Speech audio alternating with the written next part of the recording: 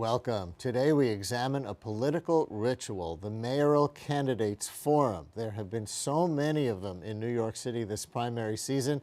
I myself have moderated 3, that it's high time we ask if they are really working, clarifying the differences among the raft of mayoral hopefuls on key issues such as housing, jobs, and policing. We'll get into that in a minute.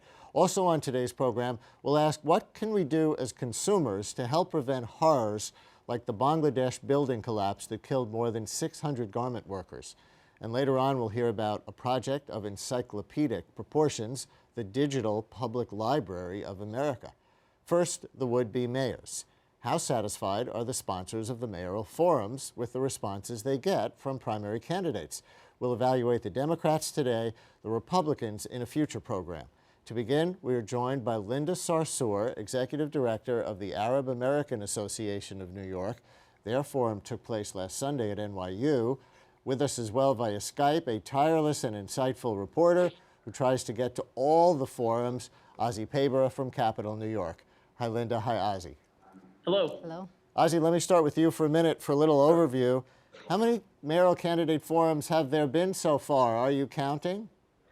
I believe if you ask the candidates, they would say around 40 at least, with dozens more set in the coming weeks and months ahead. And how many have you been to? I'm slightly rolling my eyes, only because the question's a little bit difficult to answer.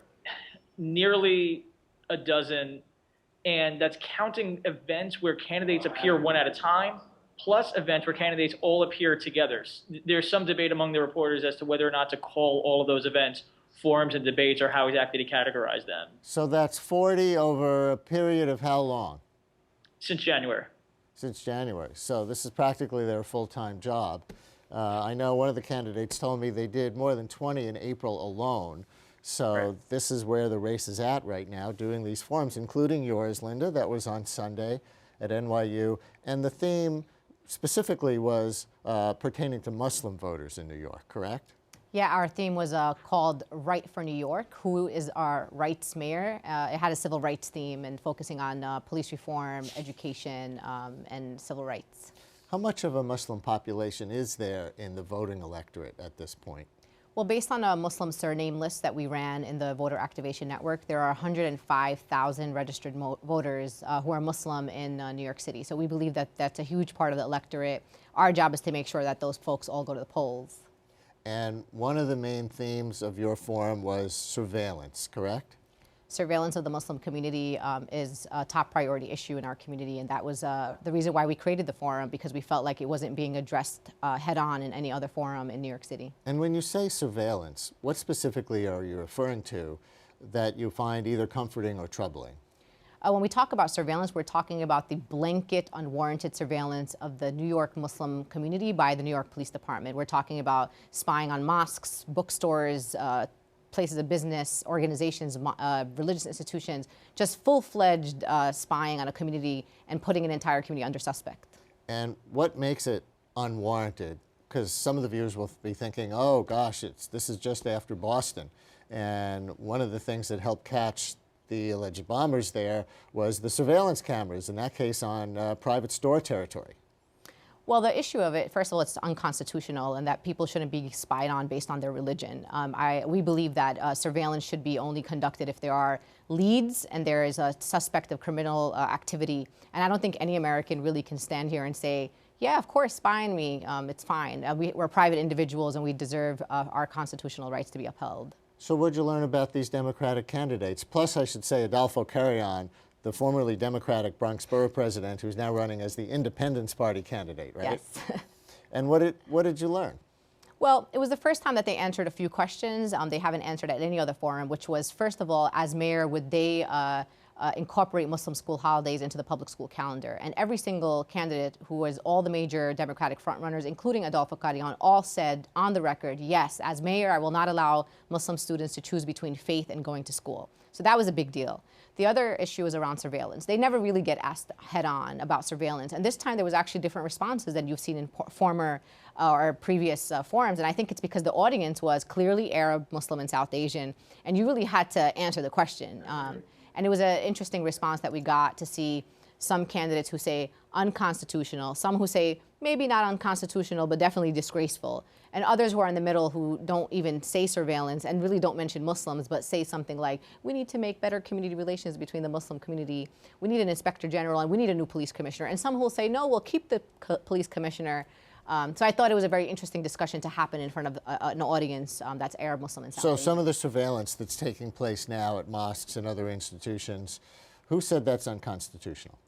At the forum, John Liu and Eric Salgado both raised their hand when asked directly to raise their hands if they thought it was unconstitutional. So Eric Salgado and John Liu raised their hands. Bill Thompson said, I don't know about unconstitutional, but I will say it's disgraceful and would never happen under my watch as mayor. Bill de Blasio basically gave us a three-pronged strategy, which was get a new commissioner, pass the inspector general bill, and pass a profiling bill. And build better relations. Those were his 3 points. And Adolfo Carrion also talked about profiling is bad, that shouldn't happen, stop and frisk is bad. So each of them had a different way to take the question, but I think it was the first time they really got it in the context of the Muslim community and surveillance. And forgive me, did you mention Christine Quinn there? Yeah, Christine Quinn basically wants to keep Commissioner Kelly, didn't really take surveillance head on, but said that she had the IG bill and she was going to push that forward. Inspector General to keep an eye independently on the police department. Yes. So, Ozzy, were you at this forum? I was, and I filmed it also.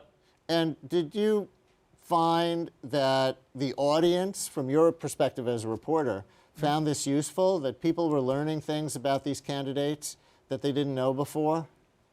Yes, the audience seemed to not know where the candidates were going to stand on positions such as the debate that took place at Brooklyn College and whether or not it was appropriate to have an anti-Israel event sponsored by the school without having a quote-unquote other side of the story or counter argument to be presented at the same event.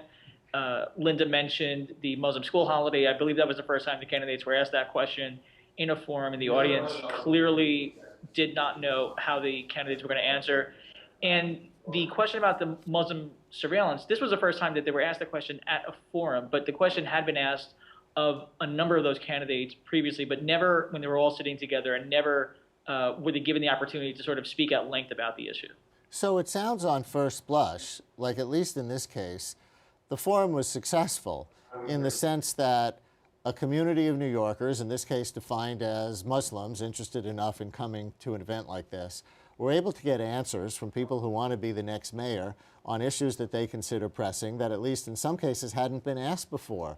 Would you describe it as successful for that reason? I would, but the news hound in me always wants to hear follow-up questions, more time for the candidates to sort of elaborate on points when they seem to bypass them or gloss over them. But for the most part, whenever there's an event where the candidates are brought together and they say something they haven't said before and they actually say something substantive, I would consider it a success. And have you found that that's the pattern, that if there have been 40-plus forums, they're going from community of interest to community of interest, and we'll talk to 2 more forum sponsors from different communities in a couple of minutes, but community of interest to community of interest. Sometimes it's population communities, like in this case. Sometimes it's issue communities, like housing or the environment or whatever, and that this is working either for the people or for the candidates? I would actually argue that it may not be working as well as it should. At a number of these events, the candidates are being asked the same question repeatedly. It's almost as if the sponsors of some events don't keep up or aren't informed what the candidates are saying at other events. In some respect, I joke with some of my colleagues that this is the time where New York City gets to feel like Iowa or New Hampshire, where every voter demands the attention of a candidate and doesn't consider it real unless the candidate is in their living room or on their street corner, and that they sort of dismiss everything else that the candidate says outside of their purview. Where these candidates are showing up to sometimes 2 or 3 mayoral debates or forums in a single day, in a single night, creating logistical problems. These candidates are being put on stage and sometimes being asked questions like, explain what you're going to do with the New York City economy in 90 seconds. Why do they accept so many of these invitations? Because the criticism of skipping one of these events, you're seen as offending the host, and you're also giving your rivals an opportunity to sort of criticize you. Linda, who did a very good job of hosting her event, she actually said attending this is a sign of respect, and it's acknowledging us. And She put a huge premium on just simply showing up. For some of the candidates, there was a public housing forum where Christine Quinn showed up late, in part because she was attending an anti-bullying event, which I'm sure every candidate and every public official would laud her for, except that the scheduling conflicted with this other forum, and that gave Bill de Blasio an opportunity to needle her repeatedly in her absence. So when she did show up, and she walked on stage, she was immediately criticized. This was not an unbiased audience, and they really weren't waiting to hear her policy positions. They were actually waiting for an opportunity to vent their frustrations. And we'll talk in a minute to the sponsor of that public housing forum.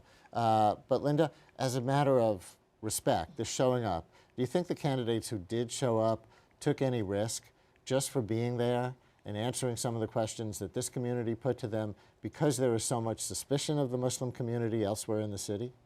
I think for some, maybe. I think what happened at this forum is that they were quite impressed with the turnout and the people that were there at the forum and the way it was organized. But again, because it was a little controversial for some, they kept away from the controversial issues, like on the issue of academic freedom. That was a very contentious issue. There was a little bit going back and forth. And also on the NYPD Muslim issue. Like I said, some of the candidates didn't even touch the issue. They were just like trying to give solutions without actually talking about the problem. But I think they know that they recognize us as a political force in New York City. And did you invite the Republicans as well? Because I gather all the Democratic hopefuls accepted, plus the Independence Party candidate, but none of the Republicans? None of the Republicans accepted our invitation. As a matter of fact, there was an official declination from Joe Lhota for our forum, and no one else responded to us. Did he give a reason for declining? He told us in an email, his campaign told us that they are more interested in going to Republican forums because it's a primary election. But as we've seen, he's been to plenty of forums where he sat with Democratic rivals. So we don't think that that was a truthful reason for not coming to our forum. Or to a few, anyway. And Ozzy, has this been a pattern? Because I get the sense, looking in not so carefully into the numbers, but I get the vague impression that so many of these are sponsored by liberal interest groups, if we can call them that, and so the Democratic candidates tend to accept and the Republican candidates tend to not. Is that accurate? If you had to put it on a scale, I would say that that's accurate. A lot of these groups that form on a grassroots level are left-leaning, more democratic in nature. And this is also a city where there is, I believe it's a 6-to-1 Democratic to Republican ratio. So just by the sheer numbers, you're going to have more organizers who are in the Democratic column or a side of the political spectrum than on the Republican side. Ozzy, can you stay with us as we roll in some more guests? Absolutely. Great. And Linda Sarsour, thank you very much Thank you so much for having me. And next, we assess the candidate forums on housing for both low and middle income New Yorkers. Let's begin at an April 20th forum on public housing, co-sponsored by the Community Service Society and introduced passionately by their CEO, David R. Jones. Let me tell you why we're having this forum. More than half the city's poor households are either public housing residents, hold NYCHA Section 8 vouchers, or is on one of NYCHA's waiting lists for public housing or vouchers. That's well over 500,000 New Yorkers united in their concern and anxiety about the future of affordable housing here in New York City. Over the past 2 decades, affordable housing for low-income families in the city has been drying up at an incredible rate. And now NYCHA and the current mayor want to transform this critical public housing resources by leasing NYCHA land to private developers to generate funds not forthcoming from any level of government, federal, state, or local. Sure, the current political and economic environment dictates that we pursue creative methods to generate funds to support and maintain public housing and address operating deficits and capital needs. But we also need to remember NYCHA's mission. That was David Jones of the Community Service Society, co-sponsor of a recent mayoral forum that focused exclusively on public housing. He joins us now, and next to him, Vicki Bean, Executive Director of NYU's Furman Center for Real Estate and Public Policy, sponsor of another mayoral candidates forum on the affordable housing crisis. And still with us, Ozzy Pabera, political reporter with Capital New York. Hi, David. Hi, Vicki. And I want to thank both of you for inviting me to moderate forums that your group sponsored. They were very informative for me. And David, you were just saying before the cameras went on that you think there are so many mayoral forums, all this retail politicking, Right. neighborhood to neighborhood, room to room, because the media is withdrawing from political coverage? Well, I think there's been a transformation that you know about as well as I. When I started in this work 30 years ago, the editorial board of the Times used to meet with CSS and other groups at least twice a year just to talk about poverty. There were beat reporters who just did poverty. Now we have an era where there's almost no focus on people without much power. There's also an enormous ability of certain candidates to buy media buys that, if there's no other counter, would essentially dominate the entire discussion. So I think there is a change that requires these kinds of interventions. So from the Furman Center's perspective, why did you convene a forum on affordable housing? There had been at least one, and maybe two, prior to the one that you had that I moderated. What were you hoping to learn as a public policy center associated with the university that you didn't already know? So we hope to get a more sophisticated look at the issues. Before the forum that you moderated, you know, there had been a lot of talk about permanent affordability, mandatory inclusionary zoning, sort of high-level abstractions. But what we really hoped was, by your good questioning, among other things, that the candidates would get more detailed, would get more specific, would recognize the trade-offs, you can't have it all, and would give us a little bit more about how they would see those trade-offs. And I'm afraid to ask, did they? Some, not as much as we would have liked. They did get more specific, I think, than they had been up to then. The forum seemed to generate some more specifics, so we had candidates after the forum coming up with much more specific, detailed, affordable housing plans. Would I have liked even more specifics? Yes, of course. I, would like for the candidates to get a lot more detailed, because there are very hard trade-offs that have to be made. And we'll get to some of those in a minute. But David Jones, what about for public housing in particular, which is not the forum that I moderated, right, but another one that you did? Right.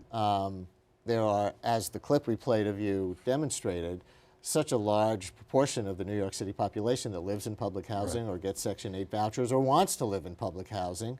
What were you hoping to learn from the candidates? Well, it's partially learn and partially to mobilize the constituency, because perhaps the largest untapped reservoir of potential voters, eligibles, is in public housing. There's more than 500,000 people living there, probably with people who double up, 600 and 100,000 and above.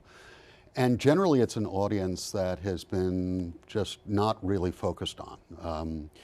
Essentially, a lot has happened over the last two mayoral administrations, which haven't been good for public housing.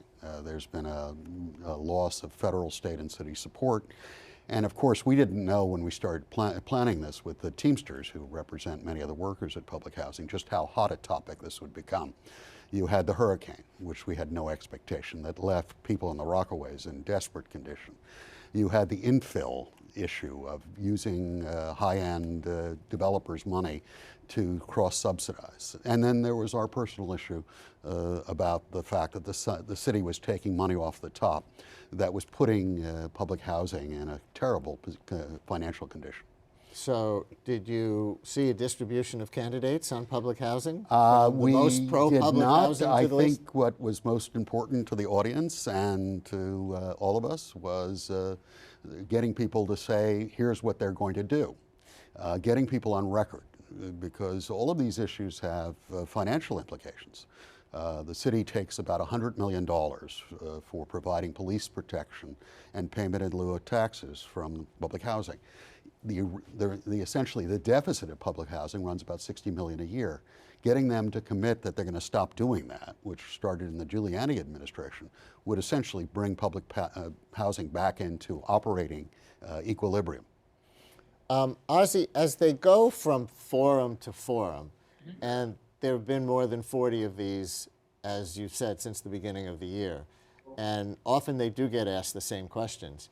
Do you find that they kind of learn their lines, and so there's a rote recitation of each candidate's position as they go from place to place? Or, excuse me, are they actually learning as they go and interacting with each other and developing positions that are more informed or more nuanced again, excuse me, because they have to go from place to place and keep talking about these issues?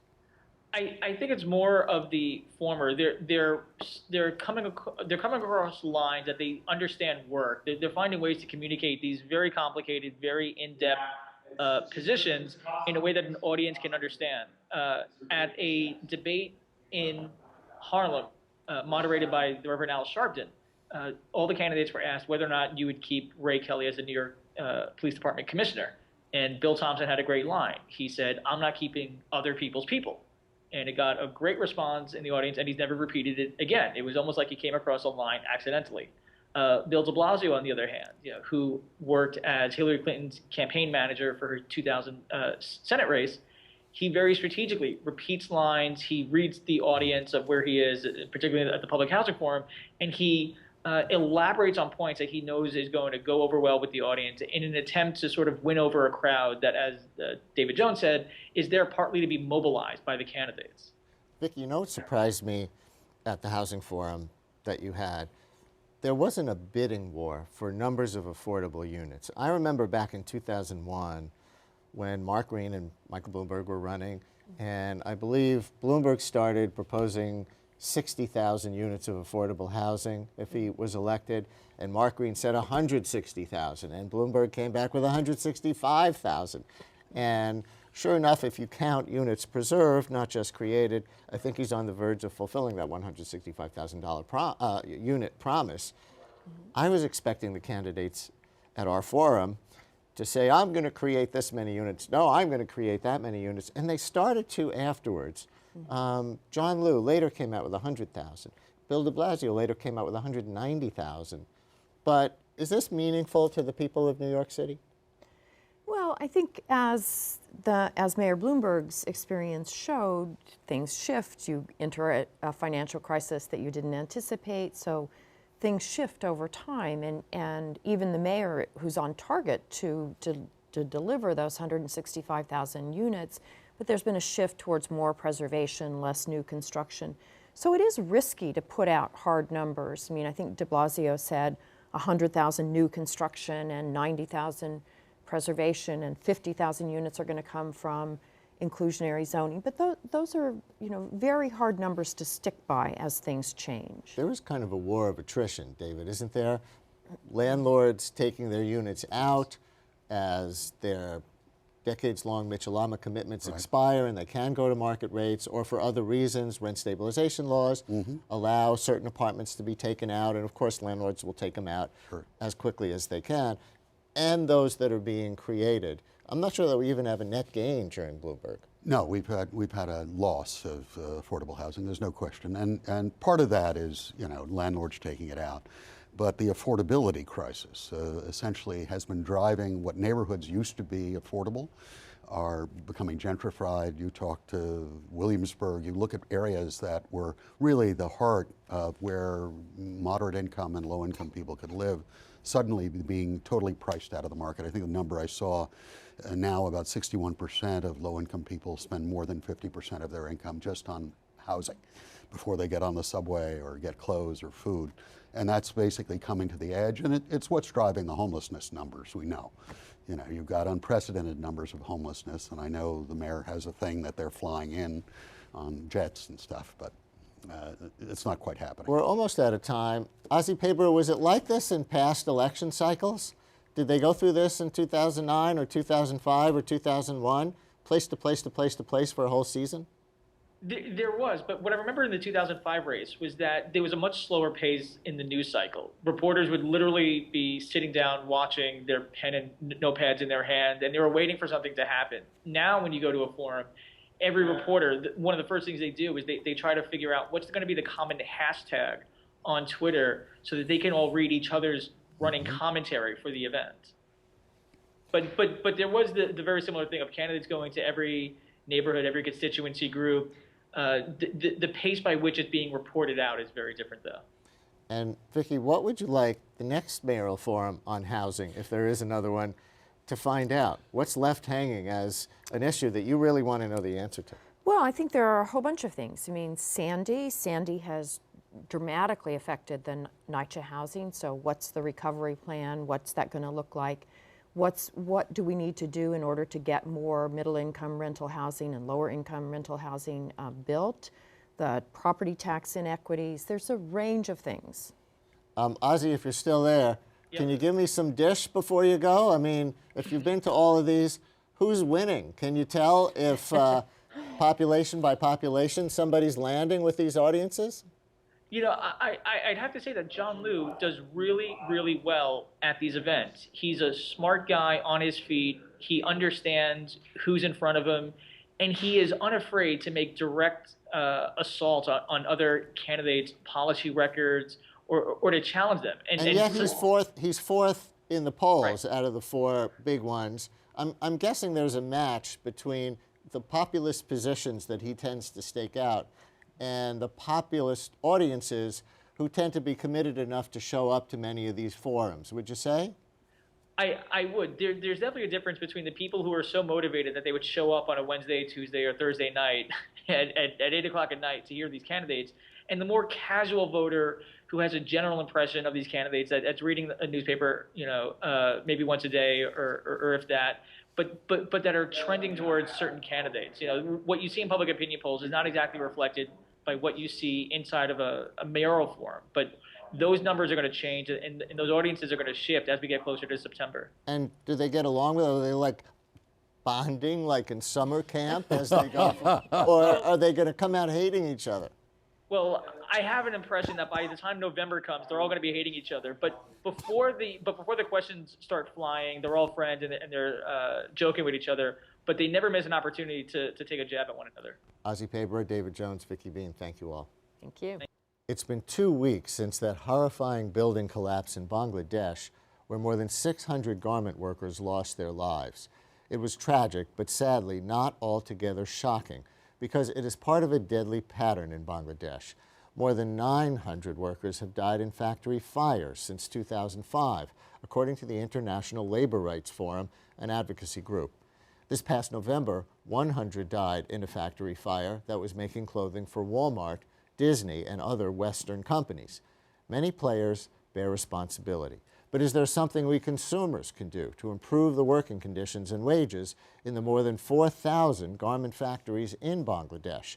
Let's begin our exploration at a May Day protest on Lower Fifth Avenue directed at retailers who rely on cheap labor from Bangladesh and elsewhere.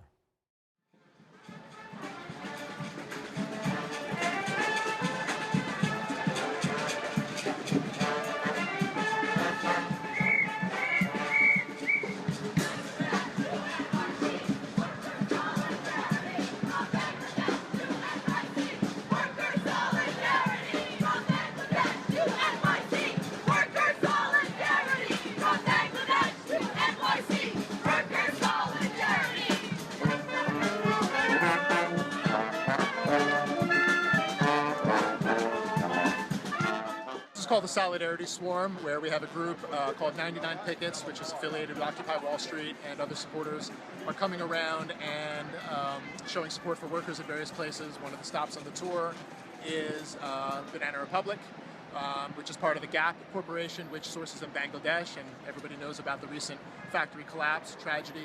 We're calling on the Gap to contribute to the solution in Bangladesh, sign on to the Bangladesh Fire and Building Safety Agreement, which they haven't done yet.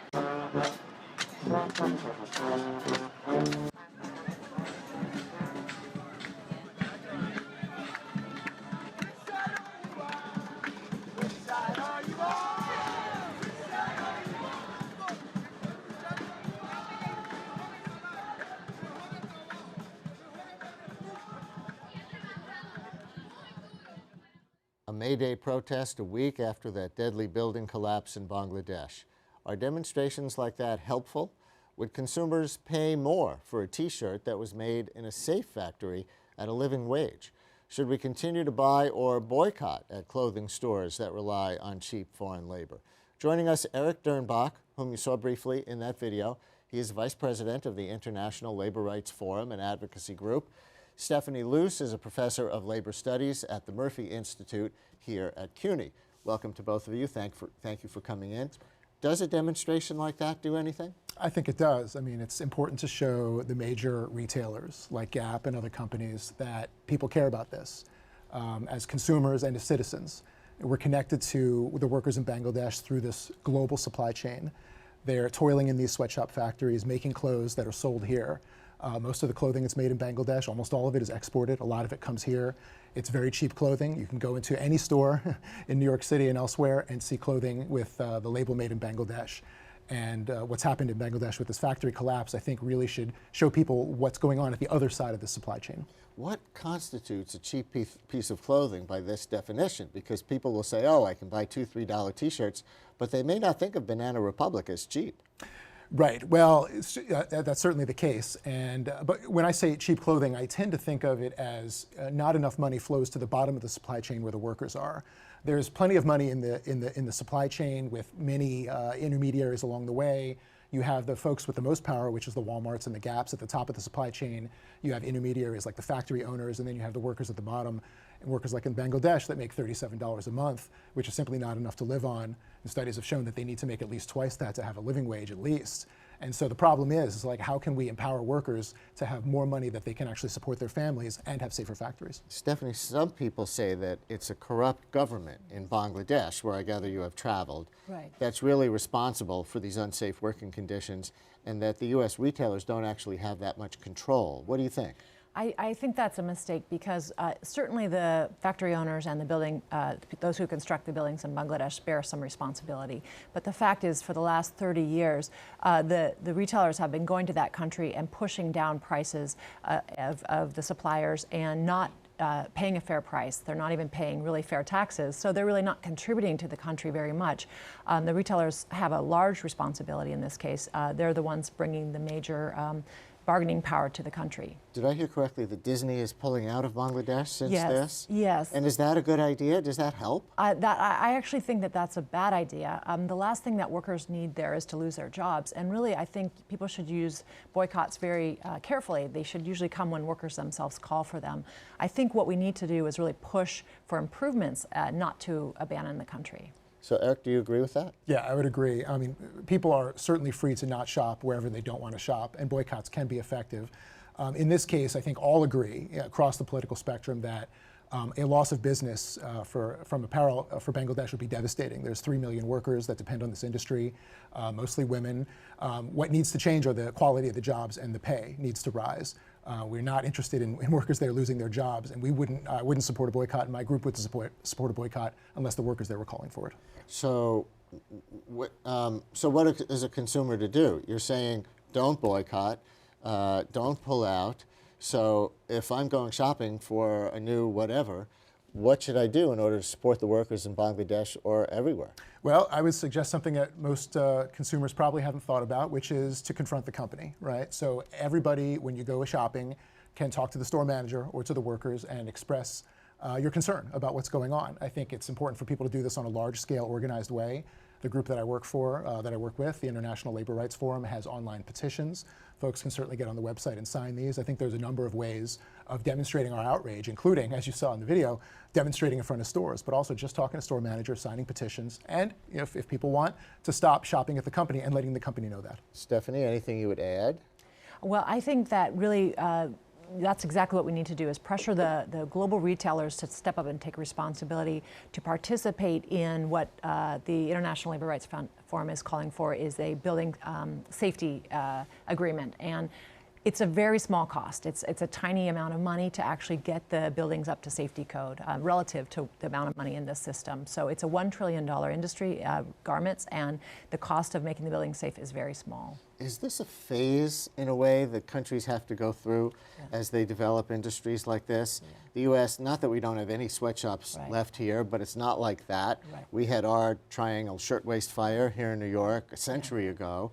Is it a phase of development on one level? You know, a lot of people make that argument and say that you have to go through this stage, but Bangladesh has been in this stage for over 30 years. The difference is when the United States was developing its industry, it was not in the same global marketplace where you had international businesses that had more money than the entire government that they're operating within. So the scale, one worker or a few workers up against a global retailer like Walmart is way beyond anything that our workers saw here in New York. The rules of the game have changed entirely, and they're never going to get up to safe conditions under that same path of development. And is there such a thing as an international labor rights movement? You know, they used to call it the International Ladies Garment Workers Union. Now it's part of Unite Here.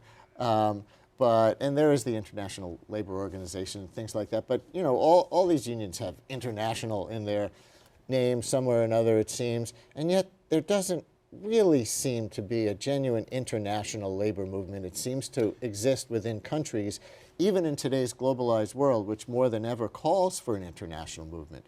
How possible is it? Well, I think you're exactly right, Brian. I mean, there is an international labor movement that I think is not as visible as it should be. Most labor unions are nationally based, and the ones here in the US are often called international because there's also members in Canada.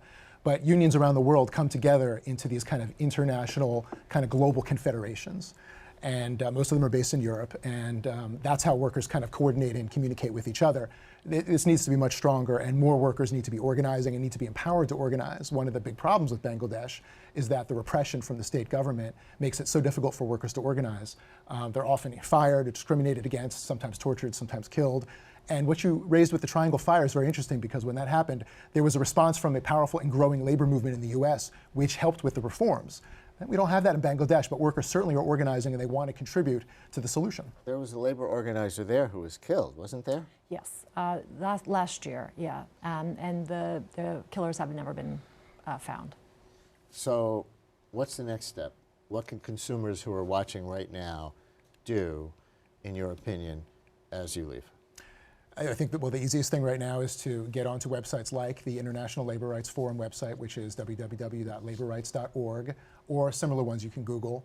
Groups that are working on this, sign petitions, start being informed about the issues. When there's local demonstrations in your town, go show up on the picket line outside the store, start confronting the store manager. Let's start making this issue visible and talking about it. I want you two to hear my next guest, so hang around. Okay. Reforms in pay and safety for garment workers would surely raise the price of clothing. So would consumers pay more for a t-shirt that was made in a safe factory at a living wage? And how much more? This brings us to this week's edition of Public Intellectual, where on each show we look at academic research that affects our lives and public policy. So joining us via Skype from Ann Arbor, University of Michigan sociologist Ian Robinson. Professor Robinson, welcome to our program. Hello from New York. Thank you very much. Glad to be here. What did you research exactly? Well, we've done a couple of things over the last 10 years. I and colleagues at the university.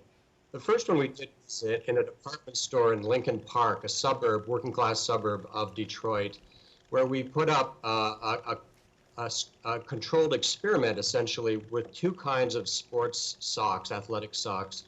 One which was labeled good working conditions, and there was a sign explaining what that meant: no sweatshops, no child labor, safe working conditions.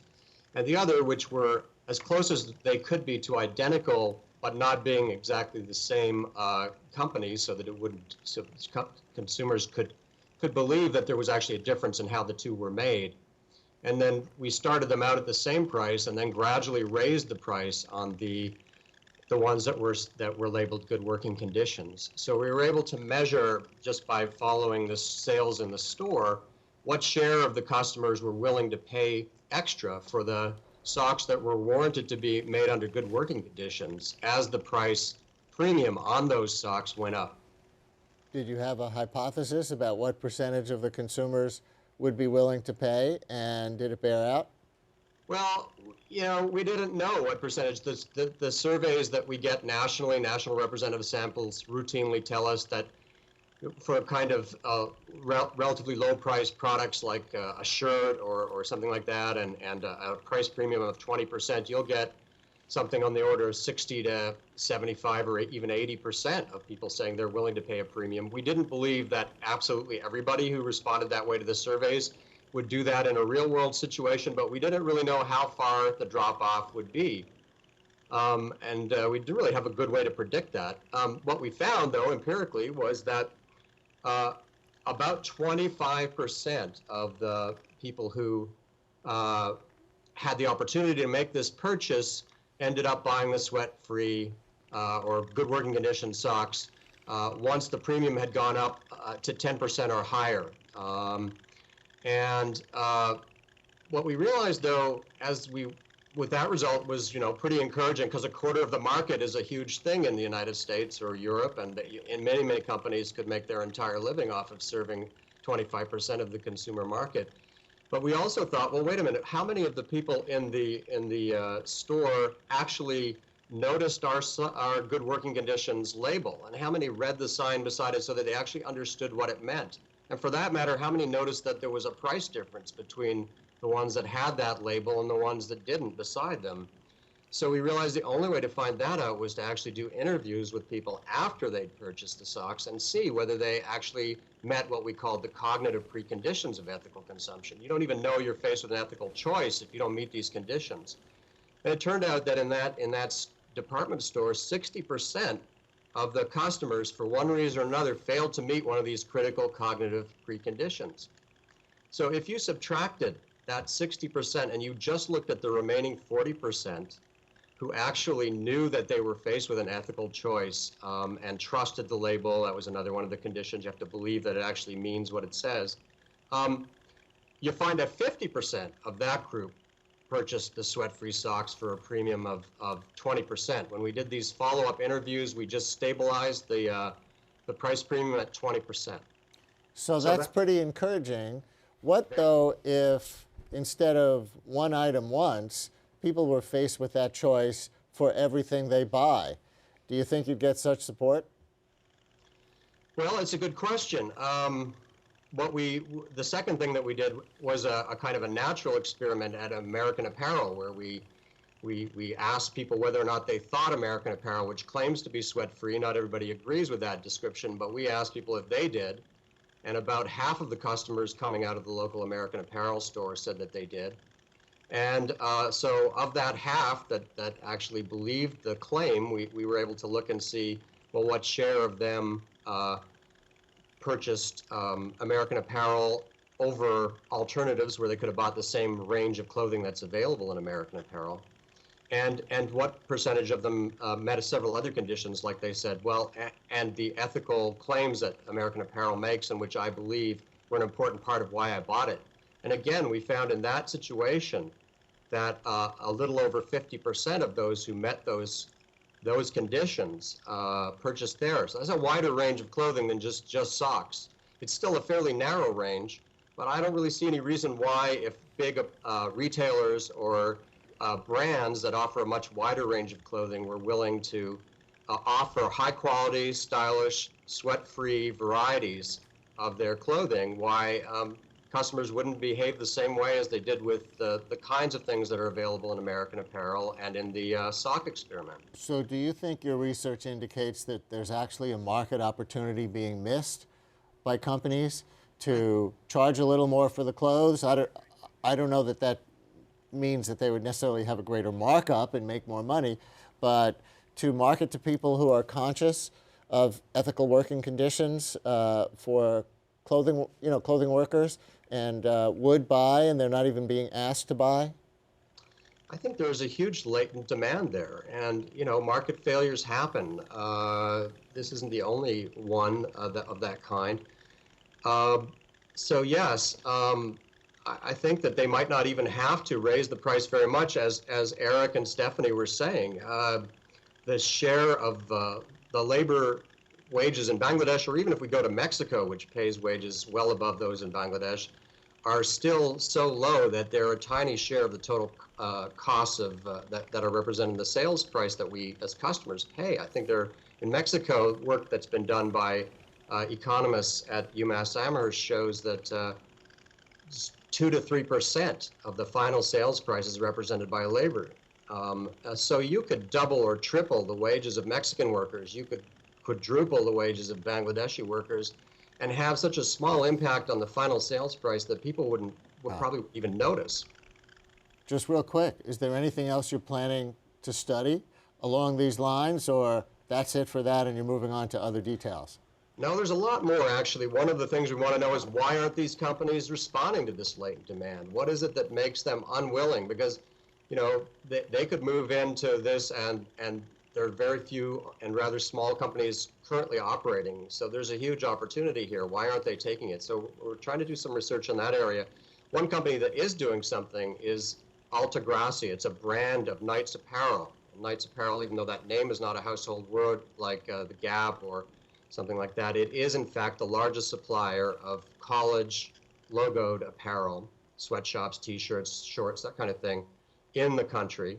And they have created this sweat-free brand called Alta Gracia that's being sold in Barnes & Nobles and other campus stores all around the country. So we're going to try to track, I'm working with another long-time researcher and activist in this area, Bama Threya, to look at the sales of Alta Gracia's products and what determines how much they're selling from one store to the next. And they didn't pay you for that plug, right? They did not.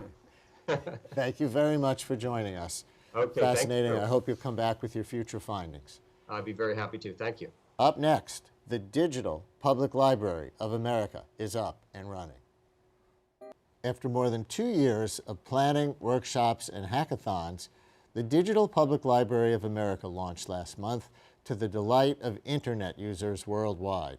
The site currently provides links to over 2 million materials from the nation's various state and regional archives, libraries, museums, and cultural institutions. Joining us via Skype from Fairfax, Virginia, to tell us what it's all about is Dan Cohen, the library's executive director. Thank you for coming on. Welcome to our program. Hello from New York. Thanks so much, Brian. Great to be on the show. So I already have Google, I already have Wikipedia. What can you do that they can't?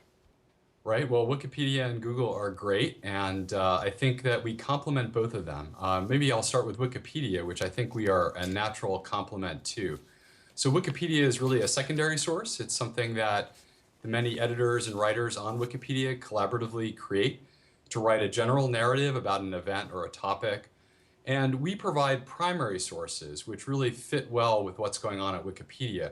We hope to work with them because we have all the actual stuff, the primary sources, photographs, artwork, documents, original documents that they might want to refer to. So I think we make for a natural collaboration with Wikipedia, and we've already been in touch with Wikipedians about that collaboration. Let's Google's walk through. Sorry, go ahead. You're going to talk about Google. Go ahead. Well, Google, I think, is a more interesting case. So when you do a Google search, you indeed might find some of the stuff that is in the DPLA. But what we're getting that Google's not is we get lots of descriptive information about all these historical items. So we get great information from the partner libraries, archives, and museums, and that allows us to provide a richer resource and search mechanism than Google does with its merely textual links. You're going to walk us through the site, I understand. Sure. So let's take a look. And the first thing that's going to come up here, I believe, is the exhibitions portion. What are we looking at?